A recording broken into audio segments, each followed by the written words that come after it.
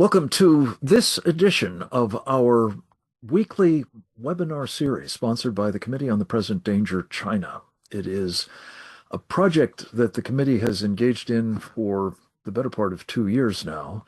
I believe that we are up to about 225 or so of these webinars as a result of the effort mounted by the committee and its friends and colleagues to expose, in particular, the character of the kind of warfare the Chinese Communist Party has been waging relentlessly against our country, well, for decades. It is no exaggeration to say its purpose is to destroy our country, to replace our constitutional republic with a vassal state under some new international global governance scheme run by and for the benefit of the Chinese Communist Party. Our committee is, of course, determined to prevent that from happening and very much set on the idea that we must instead put, as my old boss Ronald Reagan did, with this existential threat to freedom of his time, the Soviet Union, on the ash heap of history. We need to do the same with respect to the Chinese Communist Party. And we believe that to a very important degree, there is growing evidence that President Donald J. Trump is on board with the necessity of such an effort. To be sure, as we have talked about on previous programs of this series, the president has been expressing his enthusiastic respect for the Chinese communist dictator, Xi Jinping. He has indicated to his team, his administration, notably in the hands of his enforcer, Deputy Chief of Staff Stephen Miller, that he doesn't want any jeopardizing of a so-called trade truce that has been fashioned with the Chinese, specifically for the purposes of obtaining from them continued supplies of rare earth minerals that have been processed and are necessary for so much in our modern industrial activity.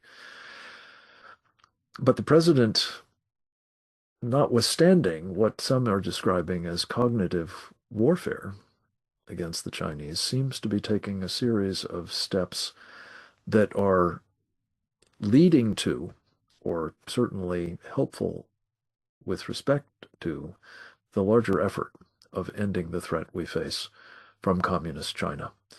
So this program is devoted to assessing the question of, is POTUS, the President of the United States, rolling back the Chinese Communist Party? To give us an overview of the state of play, I'm very pleased to be able to summon via video a man who has frequently helped us do level setting on the topic of the day. His name is Captain James Fennell, United States Navy, retired.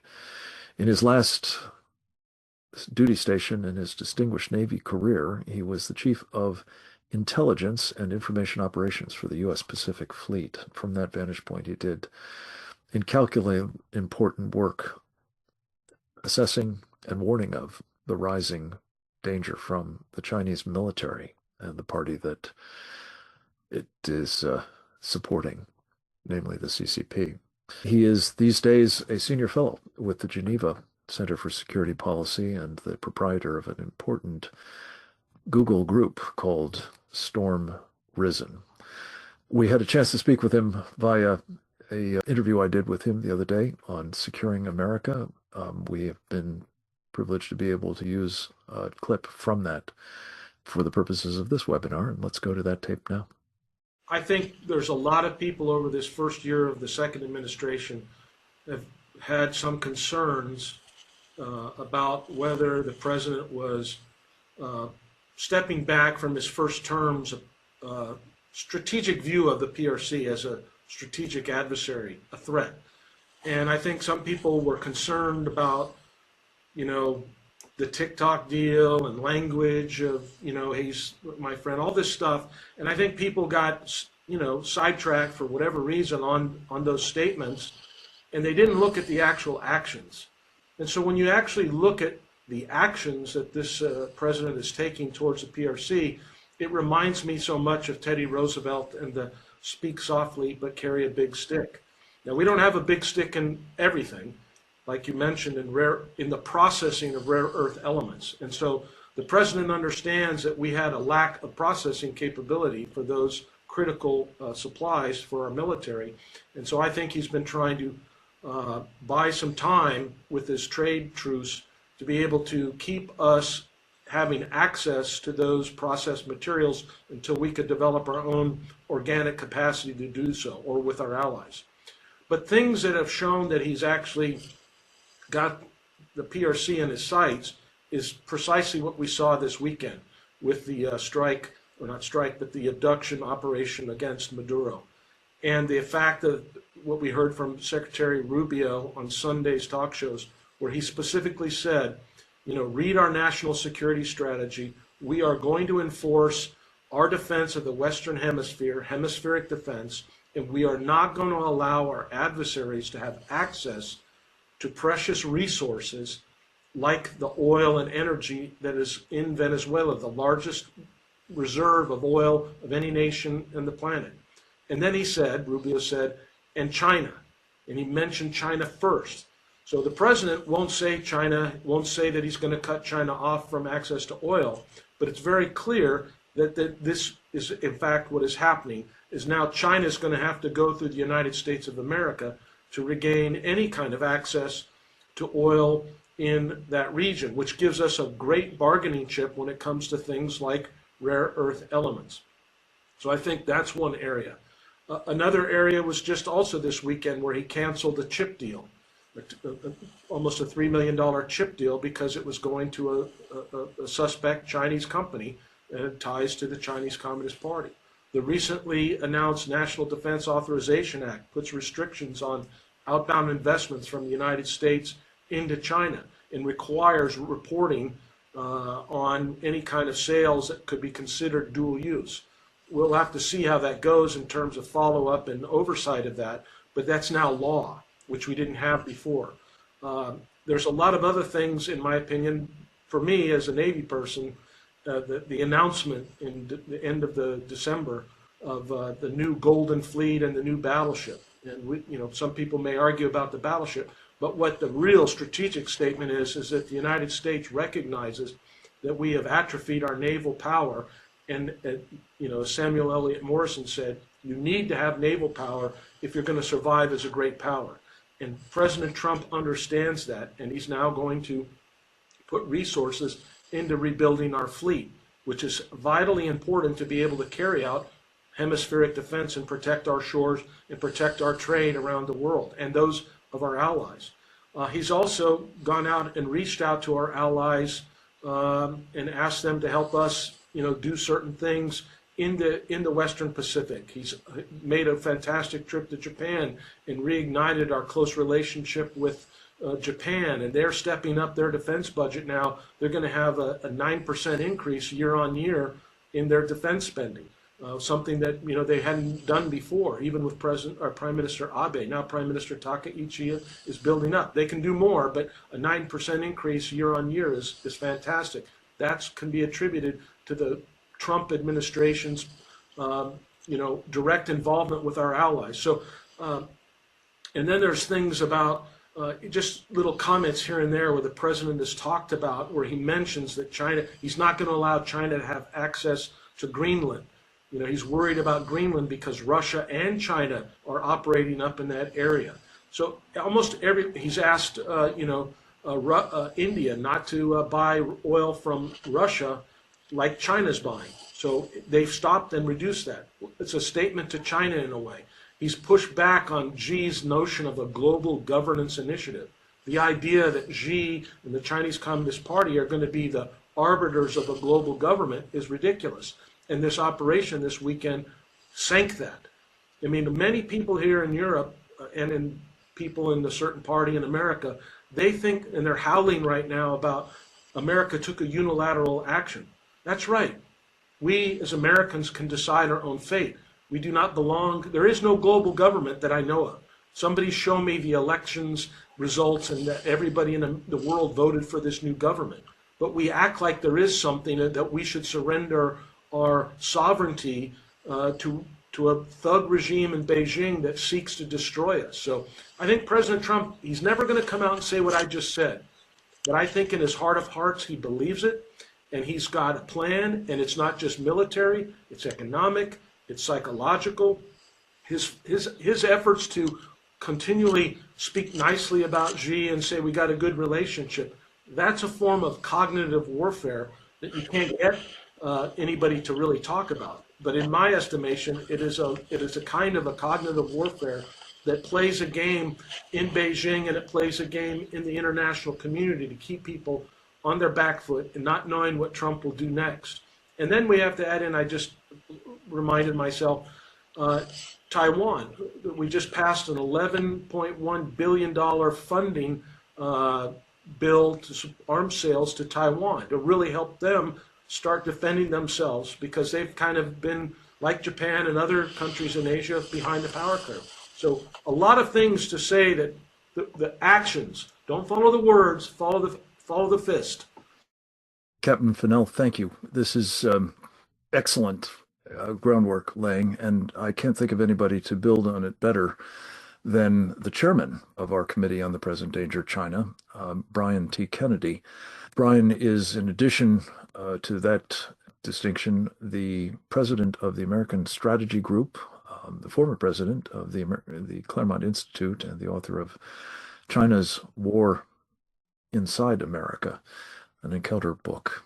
Brian, I think, has an appreciation of the poetry, I guess one might call it, the zen of the President of the United States engaging in some cognitive warfare against one of the prime practitioners of that art, the Chinese Communist Party, as well as the captain has laid out for us very helpfully, a fair amount of unrestricted warfare of his own. Brian Kennedy, we're delighted to have you with us, sir. Thank you for joining us, and the floor is yours. This is an important topic, the way you framed it, Frank. Are we rolling up the CCP? It strikes me that that is President Trump's overall strategy here. But as Jim Fennell said, that's not how he's going to articulate it. The president looks at China and sees a big, powerful nation that has nuclear weapons that can cause an immense amount of damage to the United States. In his mind, they're the ones behind COVID-19. They're the ones who declared a people's war against the United States.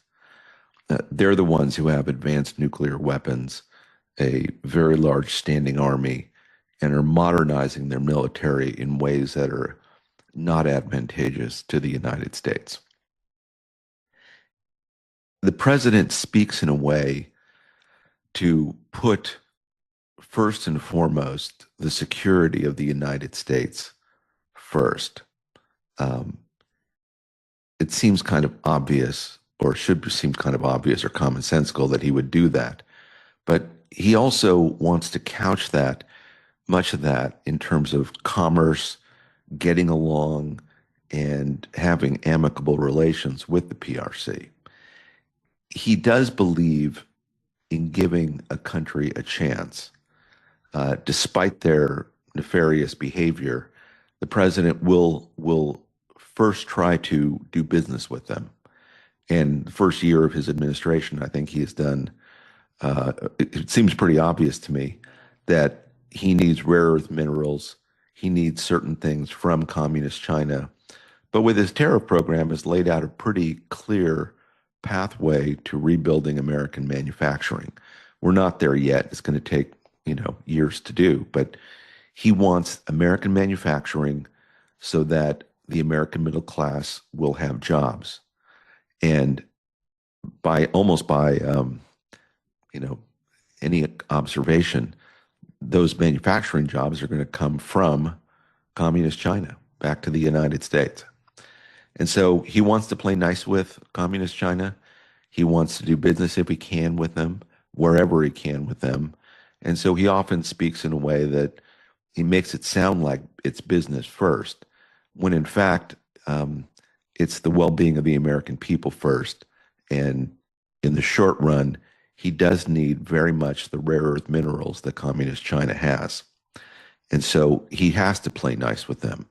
We've had leaders for the past,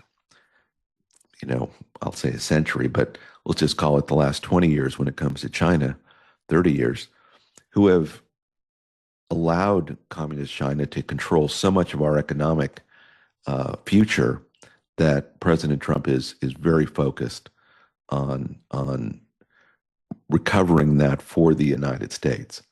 And so he's not going to do something to alienate the communist Chinese while he needs them.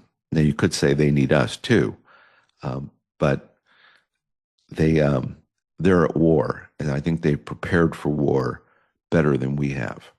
And so they may be prepared for a war with the United States, whereas the United States is still in the process of rebuilding our economy, and I guess most importantly here, rebuilding the American military. President Trump looks at everything that communist China can throw at us and realizes we don't yet have a national missile defense. There's advanced weapons we need, such as certain missile systems, certain aircraft, and he also realizes we don't have the Navy we would absolutely need to engage with communist China. We can get into a war with them. We can get into a shooting war, but in every scenario that the U.S. Navy has played out, we would lose a lot of aircraft carriers, we would lose a lot of men and materiel, and we probably have to use nuclear weapons in order to succeed. In which case, that's not the kind of success President Trump wants. So he's in the process of buying time, rebuilding the American economy, and rebuilding the American military, including the Navy, our nuclear forces, our missile defenses, and what have you, that we've articulated on these shows many times. And I think that overall strategy, it doesn't quite look like he's rolling up the CCP, but I think he's putting them in a box. Every day that goes by, we're becoming more proficient at what we do. We're becoming more capable. Our economy is becoming stronger with each passing day.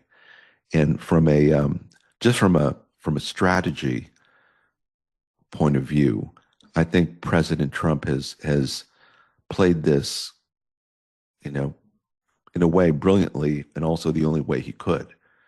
He was not going to just give in to the communist Chinese when it came to trade. He does want to bring manufacturing back, and that is in fundamental disagreement with how communist China sees the world. So, Frank, I think I look forward to our conversation about this, but I do think I would leave the viewers with the notion that the best is yet to come, and we're getting there slowly but surely. But there was a lot of rebuilding that needed to go on and still needs to go on to get America into the position it needs to. So thank you, Frank. Brian, thank you as always for your insights into all of this, and in particular for a somewhat optimistic bottom line. Not characteristic generally of what we do with the Committee on the Present Nature China webinars, but wherever we can, we want to be positive and certainly reinforcing of steps that we're going to be talking about with some of our other speakers in the right direction. We're going to go to another of our videotaped contributions, this one from Geramat Lailari. He is a retired lieutenant colonel in the United States Air Force, a foreign area officer during his time in uniform. He has been forward deployed in Taiwan for the past 4 years or so. These days, he is a senior fellow, not in residence, with the Jewish Policy Center here in Washington. He made himself available under pretty extraordinary circumstances to make a contribution to this program and has some very important insights into this, certainly from the perspective of an American at the very front lines of the fight against the Chinese Communist Party, as well as a man with considerable experience in military matters. And we're delighted to go to his video at this point. Thanks again to Frank Gaffney and the Committee on the Present Danger, China, for letting me do a short presentation. I'm sitting, of course, in Taiwan these days, and I've been here for about 4 years, and I've been watching China for longer than that. Frank asked us to focus on the myriad ways in which U.S. power is being exercised to the detriment of Xi Jinping and the Communist Party in China, and of course, their quest for world domination. Today, I'm going to focus on U.S. strategy using straight facts. U.S. strategy seems to take a page from the Boston Police Department in the 1990s, where murder rates doubled in 1 year due to gang violence. Faced with rising gang violence and record homicides, Boston conducted Operation Ceasefire, which launched a focused deterrence strategy targeting prolific offenders with severe, coordinated federal sanctions for gun crimes, combined with community outreach, offering pathways out of gangs, significantly reducing youth homicides, and establishing a model for other cities by linking strict enforcement with social support for at-risk groups. In other words, the police focused on one group at a time until all the gangs dramatically changed their behavior. This type of strategy is called focused deterrence. The Israelis ended up using this strategy against Iran, first decimating Hamas, Palestinian Islamic Jihad, and other terrorist groups in Gaza, then Hezbollah, then the Houthis. Once these terrorist groups were paralyzed, then Israel went after Iran because these other threats could no longer endanger Israel. Focused deterrence is part of deterrence theory. Perhaps a better meme for this is pulling one leg at a time off of a scorpion or a cockroach, whichever pleases your imagination. Eventually, making the insect unable to be a threat. The U.S. appears to be using this method against China, Russia, Iran, and possibly North Korea. What we see is going on in Iran. Once all of its terrorist collaborators were defanged, the Iranian economy started to falter. Once the U.S. disrupted Venezuela, Iran could no longer pretend that their regime was in control after wasting money on global terrorism, instead of focusing on helping their own citizens.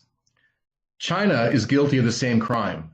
We see the U.S. removing one leg of China with Iran collapsing.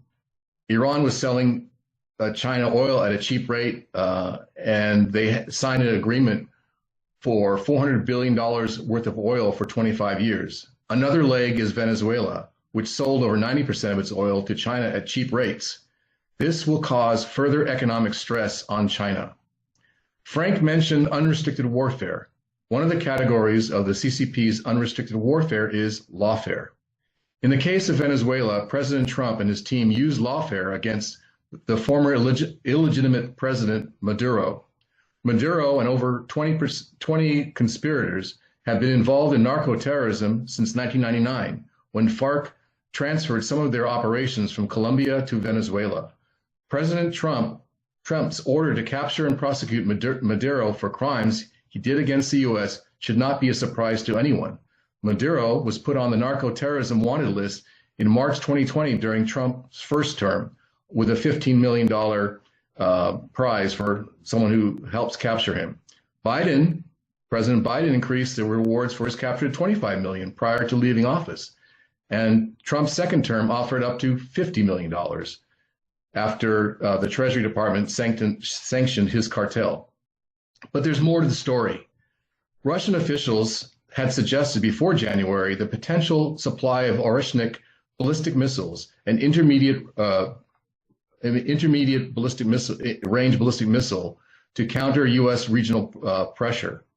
In the context of the January 2026 U.S. military operation in Venezuela, Russian Oreshnik and caliber missiles represent asymmetric deterrence designed to offset U.S. conventional superiority through rapid strike capabilities and threats to American homeland.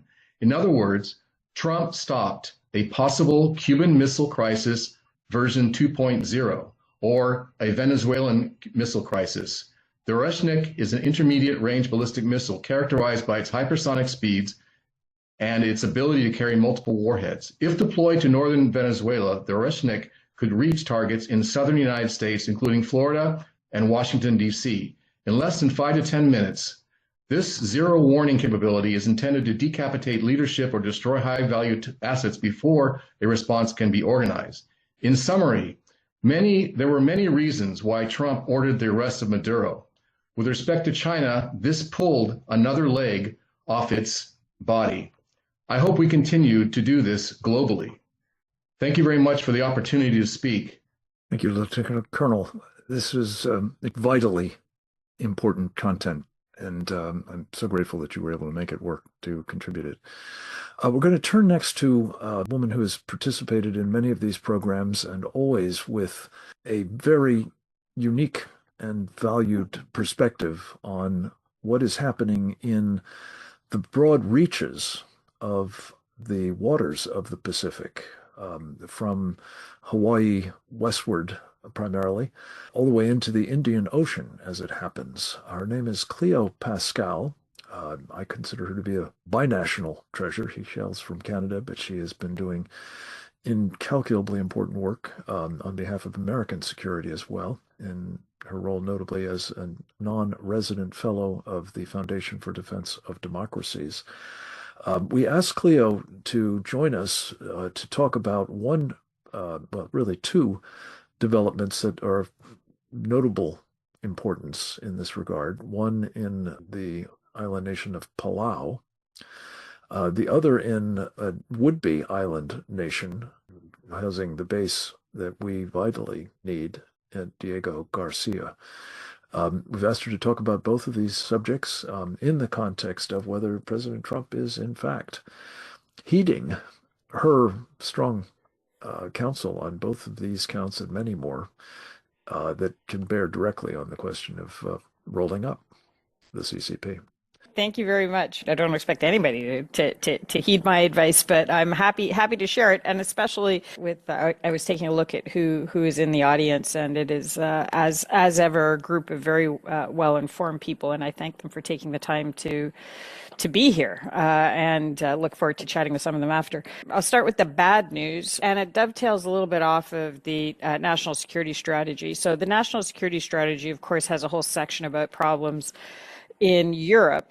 The initial assumption is, when you read it, is, yeah, Europe has a bunch of problems and the continent is going to see them. But the thing is that Europe extends into other parts of the world as well, or at least European power has. And so you have France, pieces of France in the Pacific, New Caledonia, French Polynesia, Wallis Futuna, for example. And you also have, this is what I'm going to talk about, a little piece of the United Kingdom in a highly strategic location in the southern part of the Indian Ocean called the Chagos Archipelago. This is an area that was colonized first by the French and then the British. And when the countries there achieved their independence, the British held on to this archipelago of islands. And that is where they set up a military base on an island called Diego Garcia, an atoll called Diego Garcia, which became a UK base as well. And this is one of the most important US military bases on that side of the planet. It can reload nuclear submarines. It can base strategic bombers. The port is, it can service aircraft carriers. There's really nothing else like it. It's critical for Space Force. But what's happening is, at this very moment, this very week, the British government is in the process of trying to transfer sovereignty of that whole chain of islands to Mauritius, which is the people of Mauritius are ethnically, culturally, and linguistically different than the Chagosians who lived there before they were forcibly expelled by the British in the late 60s and early 70s. And those Chagosians live a little bit all over the place. Some are in Mauritius, a lot are in the UK where they took British citizenship. And the Brits are using the guise of decolonization to try to justify handing it over to Mauritius. But the deal gives no protection to the Chagosians, and there was never a referendum done. So even the United Nations is now saying this deal does not satisfy the requirements for decolonization anyway.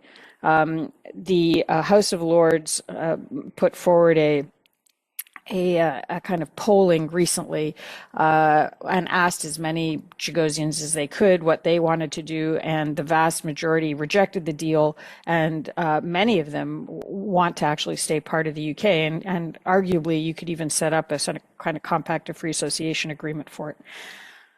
What does this mean? Why panic about this? Well, from the moment the treaty is signed and sovereignty is transferred to Mauritius, the United States has a problem. Mauritius signed the African Nuclear Free Zone Treaty, which prohibits the stationing, development, researching of nuclear weapons on its territory. So immediately the US is likely to be in contravention of that, which opens it up to all sorts of challenges. But the bigger deal is the treaty includes a lease for the base, which is 99 years. And the British are going to have to pay, by some estimates, about 35 billion pounds over 99 years in annual installments to continue to be able to use the base. And as per the treaty, if the British miss one payment, the lease can be revoked. In fact, the whole treaty can be terminated with sovereignty resting with Mauritius. And already even Nigel Farage's Reform Party is saying that they're not going to be paying.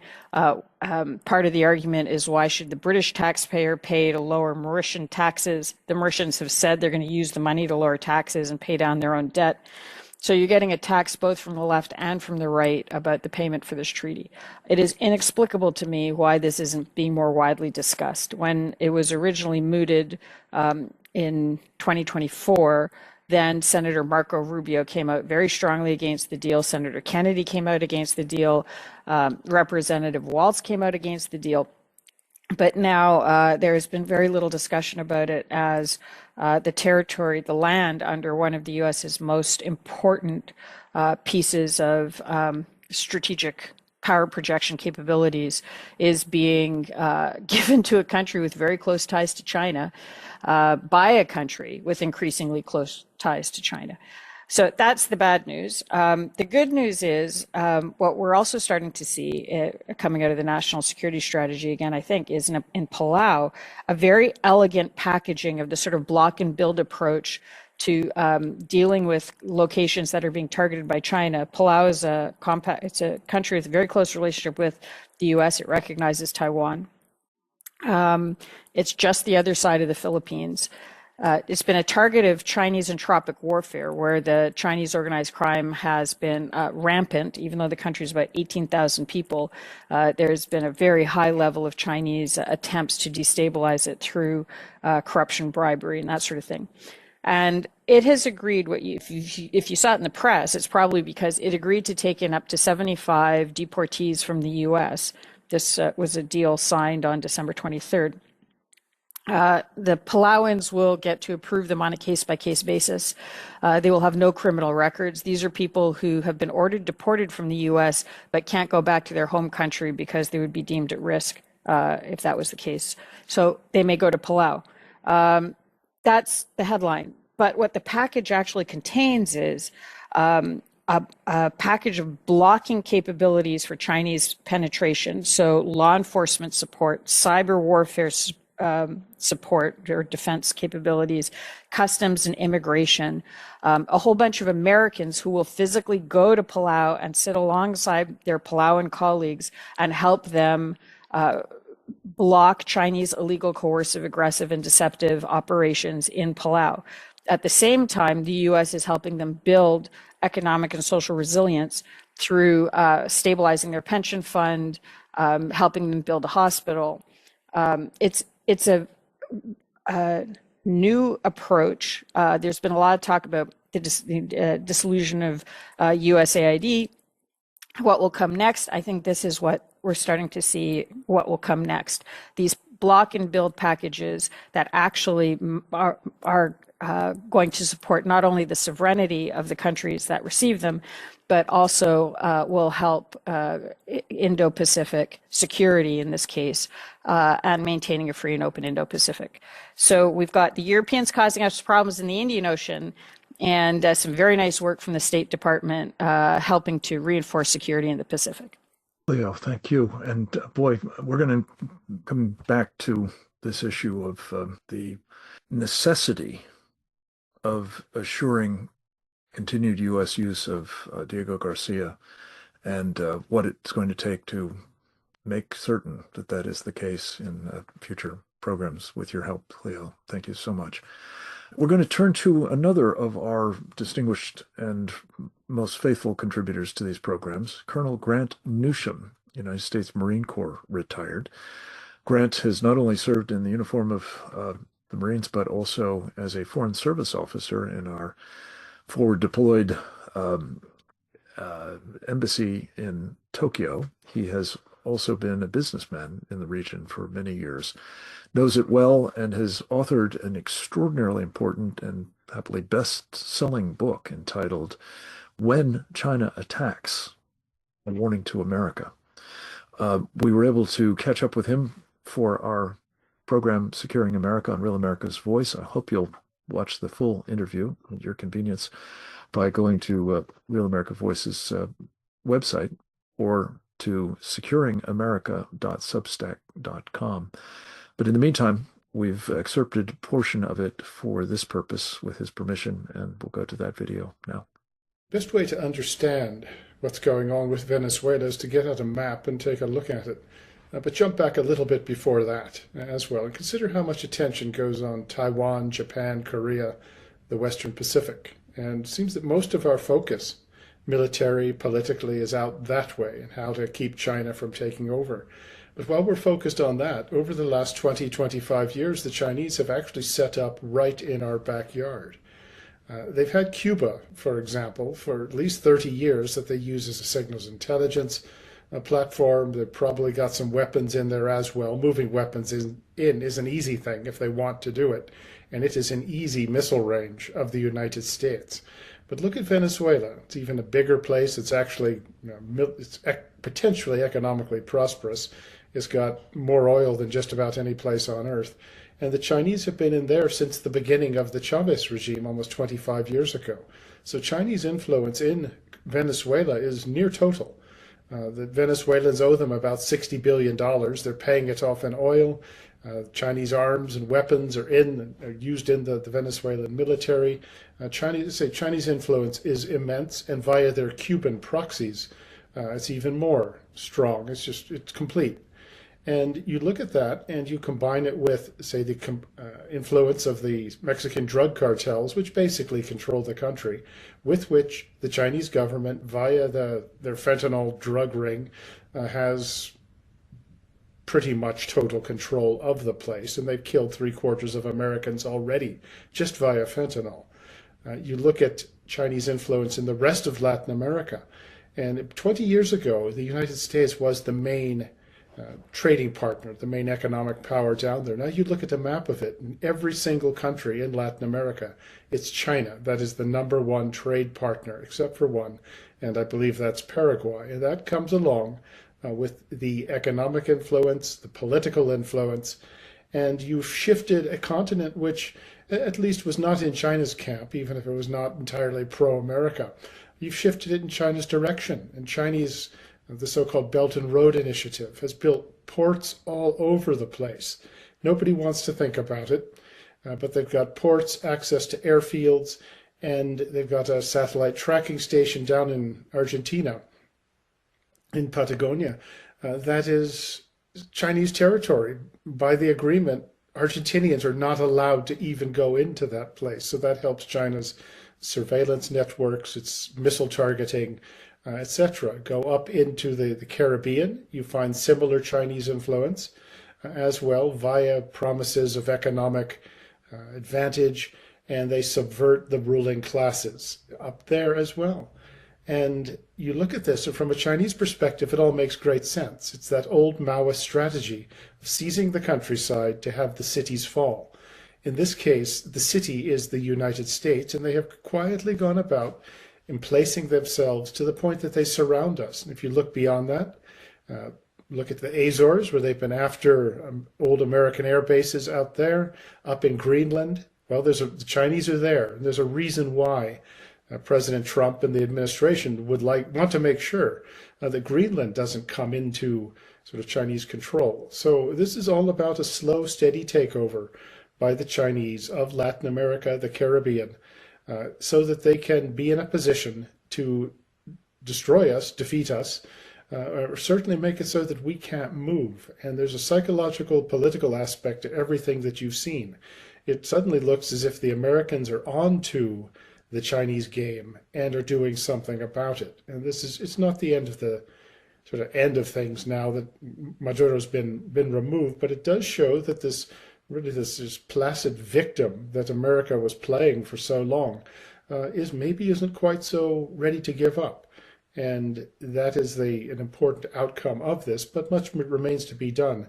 What the Chinese have had their way in Latin America and Central America and elsewhere for the last 20, 25 years, and the only thing that has slowed them down is the appearance of Donald Trump. So it's about time America paid attention to Latin America. So while everyone's looking at the Western Pacific, you better pay attention down south to our own neighborhood, and that is what this administration is doing. Colonel, thank you. And your insights into both sides of the Pacific and the importance of both to our security and that of our vital interests in the region.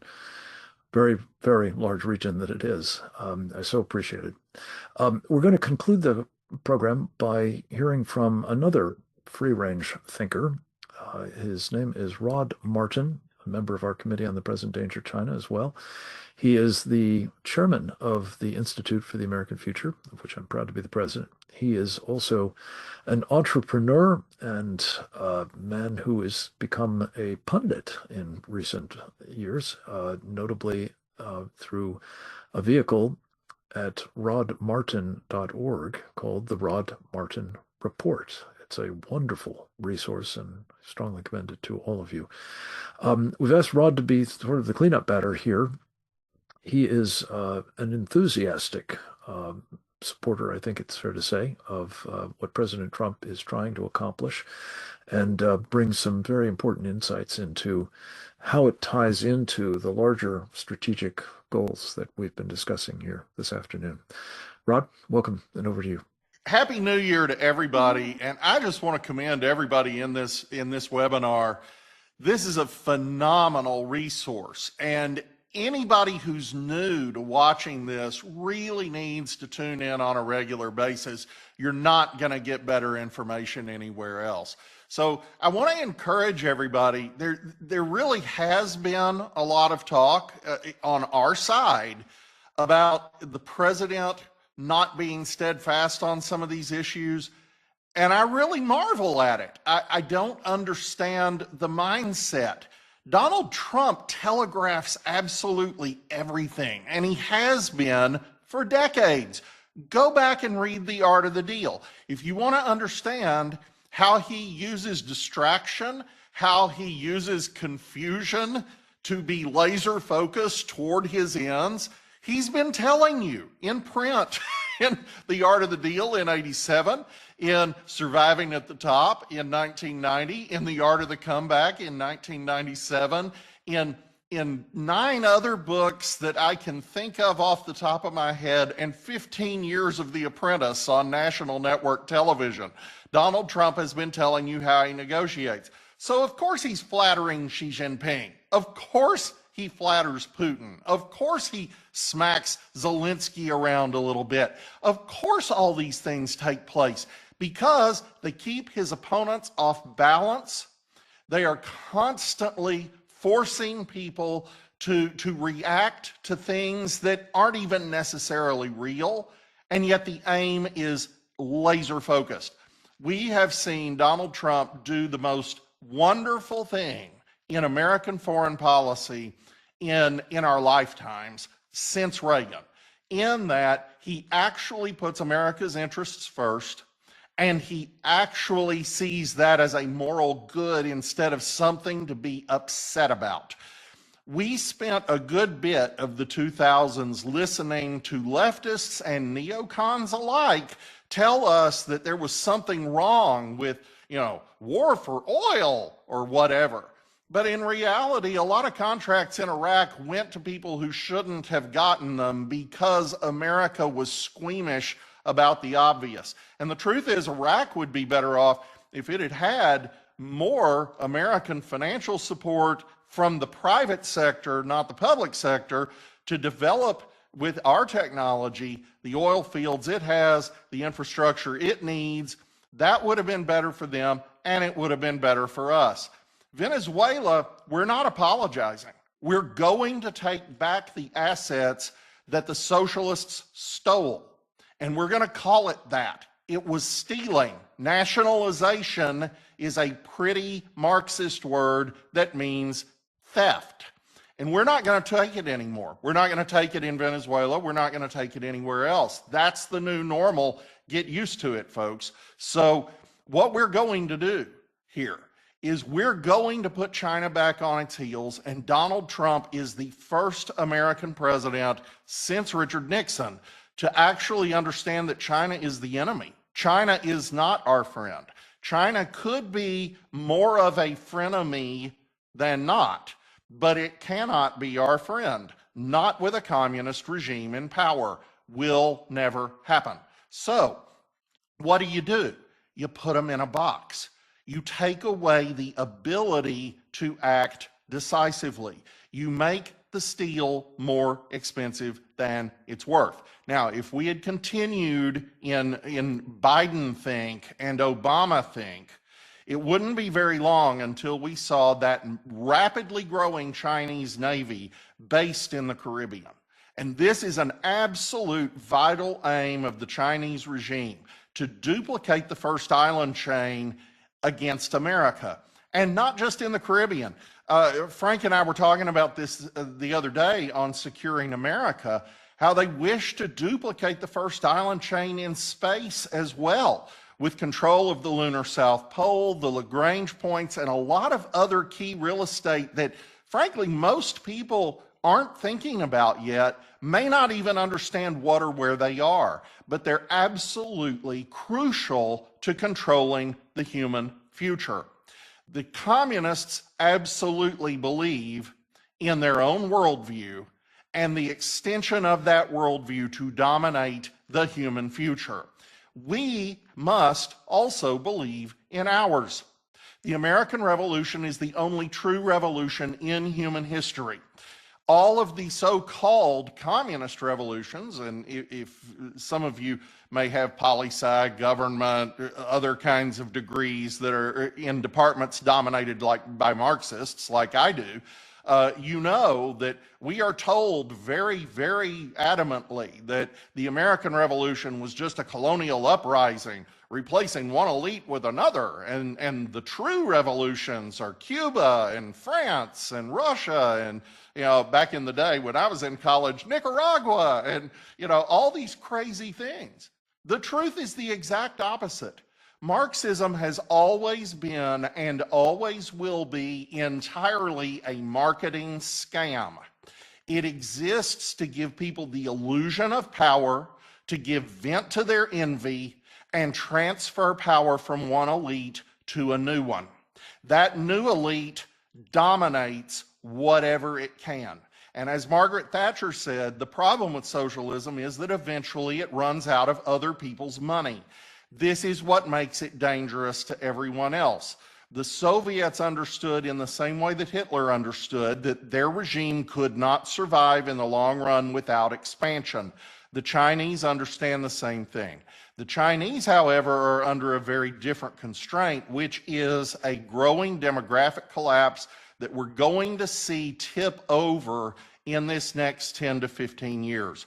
The reality is that at their current total fertility rate, they are on track to lose 75% of their population by the end of the century. And the leading edge of that is going to be ugly. because you're going to have a very, very significant bubble in old people who have to be supported by a dramatically shrinking workforce. And they are trying to compensate for that through technology, and they will be somewhat successful with that. The problem for them is that robots do not buy cars and houses. So they actually solve their problem, if they can solve their problem, in a way that doubles down on their need to be able to export. An attack on Taiwan means they can't export. And that's the reality Donald Trump is driving home. He's putting them more and more in a box. The Taiwan arms deal that we just saw last month, biggest arms deal we've ever given Taiwan. And if it were up to me, we'd do many times that. But biggest arms deal we've done. It's all defensive weaponry that is aimed at the landing craft that would have to cross the Formosa Strait. They can't possibly conduct an invasion if we can blow up their army in the water. And that's what this deal does. And in point after point after point, we are reducing China's ability to project power. We are reducing China's ability to threaten its neighbors. In so doing, we put them in a position where they are even more export dependent and they have to play ball. That doesn't mean that they will. That doesn't mean this will work. It means that this is the strategy. It has been consistent from the beginning. The president couldn't have been clearer since long before he was ever a candidate for president. And this is where we're going now. Now, every president between Nixon and Trump took a radically different view of this. We created this monster. This is our fault. And you can understand where Nixon was. You can understand where Reagan was. They were dealing with a very different world. But the presidents post-Cold War have just absolutely lost their ever-loving minds on this. They created the next Cold War, and there was no need to do so at all. Donald Trump was watching it all along, understood it all along, and is now taking steps to shove the monster back in its cave. That is the consistent policy. Do not be fooled by the distractions. Again, go back and do the homework. Watch the first season of The Apprentice. Reread The Art of the Comeback. It's obvious what he's doing to keep everybody off balance while he relentlessly and persistently pursues this policy. And he is, and he will, and I'm very, very bullish on the next 3 years, and assuming we don't screw it up in the midterms and in 2028, the next decade, as China finds itself in a position that it can't easily get out of and doesn't have any good options to get out of that box through force. That's what we're trying to pull off. And I'll just leave it on that. Donald Trump understands that if they have good options to use force to get out of their box, they will. They absolutely will. The next decade is the most dangerous.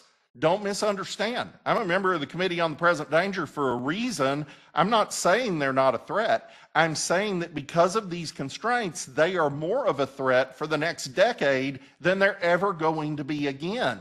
But we can reduce the risk by increasing their risk. We can put them more and more in a box. We can keep them off balance. We can make the trade relationship valuable enough, but in a U.S. direction that they really can't afford to mess with it.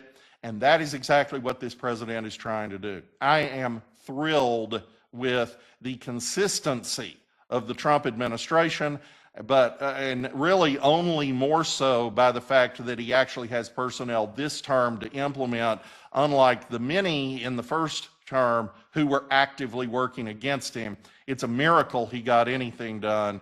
This time is different, and I think that America's best days are stunningly ahead. Rod Martin, as ever, this is a very important and highly informed, yet still optimistic assessment, and we're grateful to you for sharing it with us. We've got time for a quick round of questions. Brian Kennedy, Rod has described the Chinese as essentially in a box, and effectively foreclosed from using military force against us. I wanted to give you a chance to opine on that question. You mentioned the lack of a missile defense on our part as a possible consideration, but I'd also like to ask you to talk about, and maybe our other guests would as well, something that's been weighing on many of us and many of these programs, for that matter, in the Committee on the Present Danger China, namely the presence inside the United States, thanks to Joe Biden's open borders, of a very large number. I think you have in the past cited 200,000 Chinese military-aged, unaccompanied men who are described by people who are pretty proficient at these sorts of things as likely People's Liberation Army Special Forces elements. Your thoughts about the threat that that represents inside this country and whether that might alter the calculations that Rod's just described that are positive indeed. So the Chinese are operating either out of desperation or a certain confidence. If they can't do something, it's because they think they're not capable yet, or they think they have other ways of getting to us. If over the Biden years, 200,000 Chinese men of military age came into the country, and that's what this country believes happened, this government believes happened, that's of great concern. Those 200,000 men look like they are special forces, or at least could be special forces. They're living in our country today. Do we have 200,000 special forces of the United States trying to find them and root them out? Today they're in the country. They're prepared to do, if they're special forces, sabotage, murder, mayhem, whatever it takes in order to achieve their military objective. They're running grow houses of marijuana around the country. They're part of criminal syndicates. And today we're not rooting them out. That should be of deep concern to us.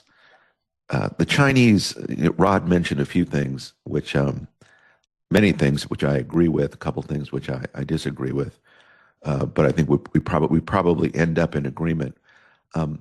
They're Marxists, yes.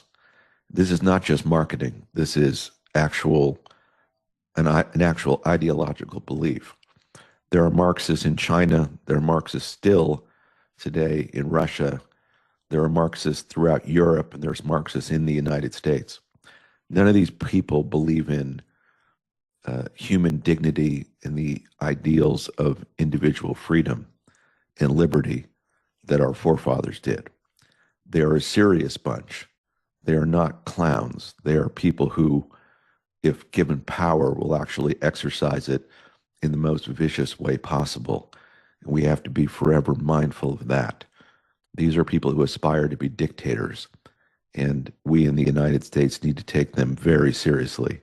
They're not going to collapse of their own accord. They're going to keep on fighting wherever they can. And I think Rod agrees with that.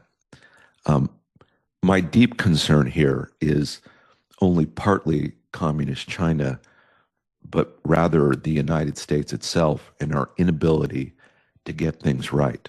President Trump is committed to getting them right.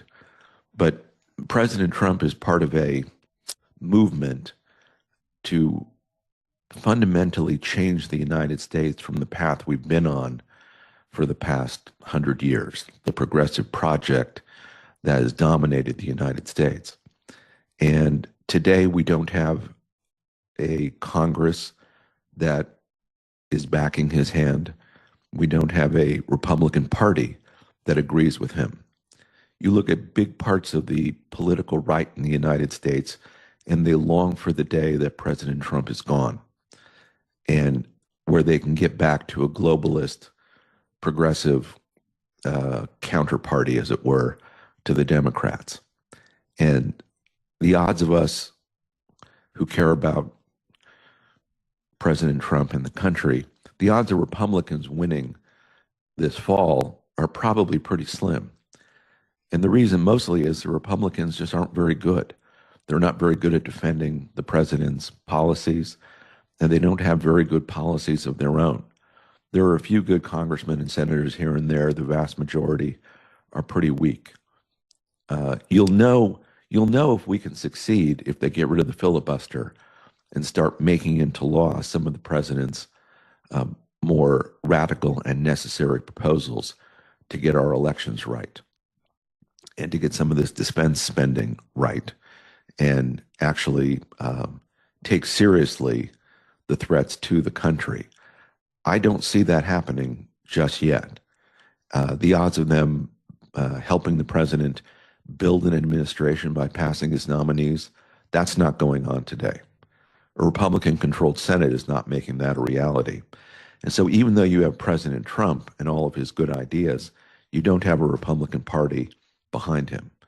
And that's something that is should be of great concern to anybody who believes in these policies and believes in the threat against the country. I say all that partly because you accuse me of being an optimist, Frank. And although I'm an optimist overall, I am quite pessimistic in the short run about some of the things that are going on in this country and the lack of support President Trump has, and just the fecklessness of the Republican Party and their ability to articulate why they should be in power today.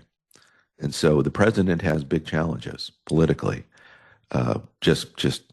He's dealing with foreign powers abroad who seek to harm us in very significant ways, and he's dealing at home with a domestic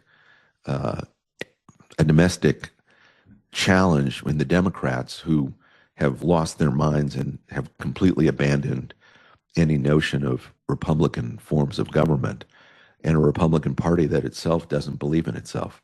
So we have a lot of work to do this year to get these things right. And that's one of the reasons we have these webinars, and hope that the people who are watching it can spread these ideas and join us, frankly, in getting these things right.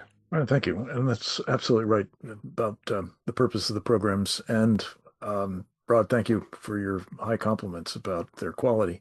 If that's true, and I think it is, it's because of the guests that we're able to showcase, including those that are with us at the moment. Cleo, I wanted to ask you in particular to sort of pick up on a point that Brian was just making in terms of the work that is to be done. For the purposes of this discussion, let's just say, and I think the case has been made pretty persuasively by all of you, that the president is determined to roll back or roll up the Chinese Communist Party.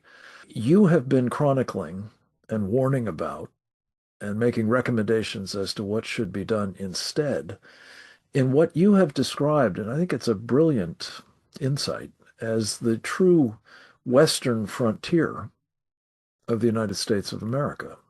And essentially it's the Central Pacific and islands there that we have fought and in many cases not only bled over but died on to wrest from the control of enemies of this country, notably the Imperial Japanese.